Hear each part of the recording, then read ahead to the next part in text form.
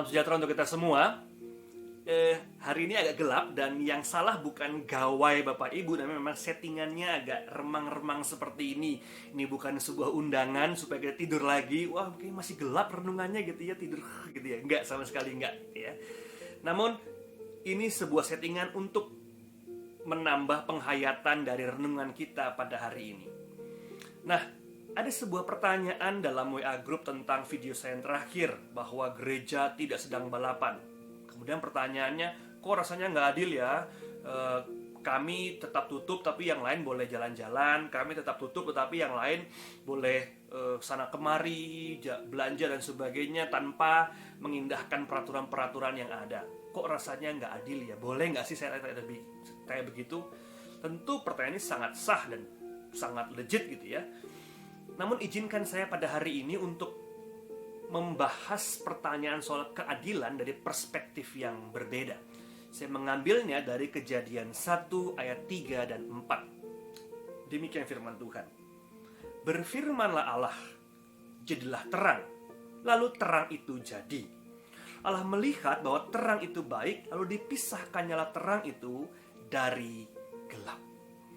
Ini ayat yang sangat menarik karena ada banyak pertanyaan teologis yang bisa muncul. Contoh pertanyaan yang gak gampang dijawab adalah, kalau Tuhan menciptakan terang, lalu siapa yang menciptakan gelap? Wah, apakah gelap itu si jahat yang menciptakan? Atau gelap itu juga Tuhan yang menciptakan? Nah, ini gak gampang, nanti kapan-kapan kita bahas ya, saudara-saudaraku. Nah, namun bagi saya pada hari ini, yang menarik adalah ketika dikatakan jadilah terang, lalu terang itu jadi. Allah melihat bahwa terang itu baik dan dipisahkannyalah terang itu dari gelap. Terang itu baik, namun dia tidak menyematkan sebuah titel tertentu kepada si gelap sebagai si jahat. Nah, secara naluriah kita mengatakan oh terang itu baik, maka lawannya terang dan baik itu maka gelap dan jahat. Namun Alkitab sama sekali tidak mengatakan terang itu baik dan gelap itu jahat. Sama sekali tidak. Dia berhenti pada terang itu baik dan dipisahkannyalah mereka. Jadi kalau mereka ini bukan si gelap, ini bukan si jahat, lalu apa dong?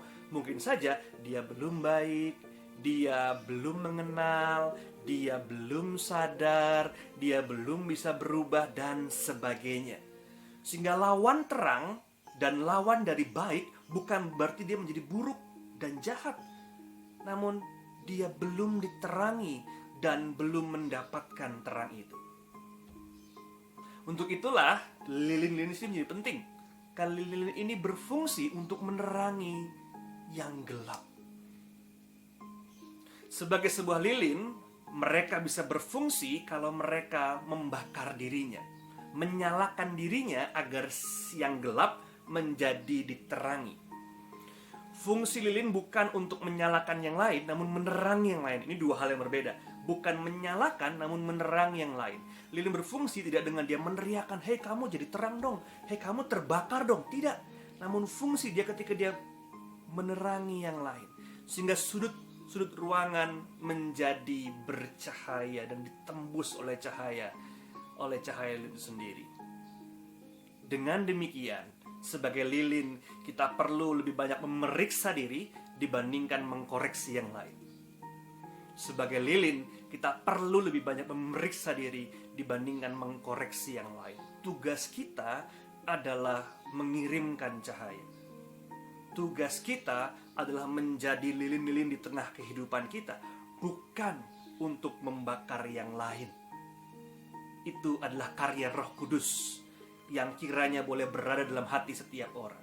Sehingga jangan kali kita katakan, usul saya, bahwa yang lain itu orang yang buruk dan tidak baik. Bukan, namun dia belum mendapatkan cahaya, belum diterangi oleh cahaya. Dan tugas kita untuk menerangi mereka. Hal yang kedua yang juga penting, sebetulnya ini bicara mengenai identitas. Ini bukan soal keadilan, namun soal identitas. Maksudnya apa? Ada sebuah petikan percakapan kuno yang sangat sering ditampilkan ketika seorang guru diwawancara oleh seorang wartawan. Dikatakan, Pak Guru, kira-kira apa yang membuat Anda menjadi guru yang sukses? Apa ketika anak-anak Anda mendapat nilai yang bagus? Dikatakan, bukan. Ya tentu itu juga katanya, namun bagi saya yang paling penting adalah ketika anak-anak saya bisa hidup dengan nilai-nilai moral yang baik. Bisa ngantri, nggak nyela, kalau salah minta maaf, kalau lewat permisi, dan seterusnya. Dengan kata lain, identitas bicara mengenai nilai-nilai kehidupan yang kita usung dan kita sebarkan di tengah-tengah kehidupan kita. Bahwa sebagai lilin, tugas kita adalah memeriksa diri, bukan mengkoreksi yang lain, agar nilai-nilai kehidupan yang kita hidupi juga dapat tersalurkan kepada yang lain, dapat dirasakan juga oleh yang lain. Dan pada hari ini, itulah sebetulnya identitas kita sebagai gereja, sebagai individu, menjadi cahaya, dan cahaya itu baik, menjadi terang, dan terang itu baik. Dan kiranya terang yang baik itu tidak kemudian sirna, dimatikan oleh kemalasan. Ingat, kegelapan tidak bisa mematikan lilin, nggak bisa. Hanya kemalasan si lilin sajalah yang bisa mematikan lilin itu. Saya ulangi ya, kegelapan tidak mungkin mematikan lilin, namun keengganan si lilin untuk bercahayalah yang mematikan lilin itu sendiri. Mari kita periksa diri kita, mari kita lihat diri kita, mari kita menjadikan diri kita berfungsi seperti lilin berfungsi. Karena terang itu baik, dan kebaikan senantiasa perlu kita salurkan kepada orang di luar sana.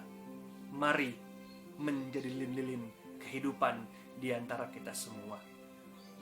Sekarang Bapak, Ibu, dan saudaraku semua boleh berdoa secara pribadi. Nanti akan saya tutup dalam sebuah doa bersama. Silahkan.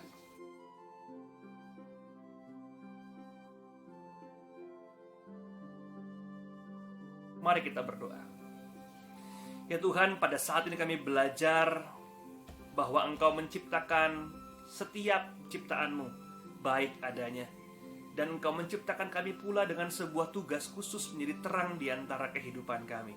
Menjadi lilin-lilin yang menyalakan dan menerangi setiap kami, agar dengan demikian kegelapan dienyahkan dan terang menjadi satu bahasa kami bersama.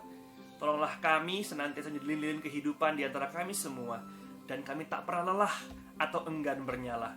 Namun sebaliknya, kami terus berusaha agar terang-Mu dirasakan oleh banyak orang. Terima kasih ya Tuhan. Amin. Saudaraku semua, pada hari ini, di new normal ini, mari kita menjadi lilin-lilin kehidupan. Bahwa mungkin saja di luar sana banyak yang menerabas kehidupan. Dan contoh paling konkret adalah ketika kita ngantri gitu ya. Yang ngantri saja, menahan diri kita, identitas diri kita, mengantri dengan baik, jarak 1 meter, jarak kanan kiri 1 meter misalnya gitu ya. Dan itulah tugas kita, memeriksa diri dan bukan mengkoreksi yang lain. Mulai dari situ. Tuhan memberkati kita semua. Amin.